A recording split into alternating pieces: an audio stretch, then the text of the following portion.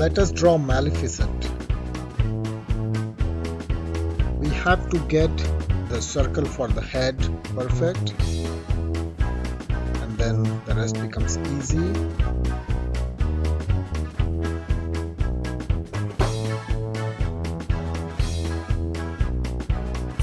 The hand one is down and the other one is up because it's holding something.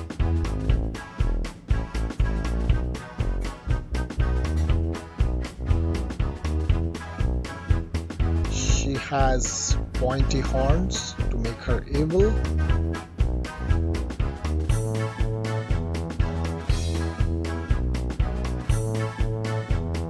Big eyes, and then the sharpness for the evilness.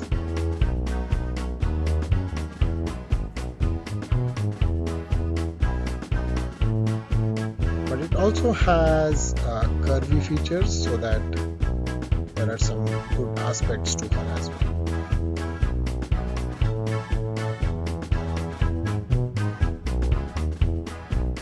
So hope you follow with me and try to draw Maleficent.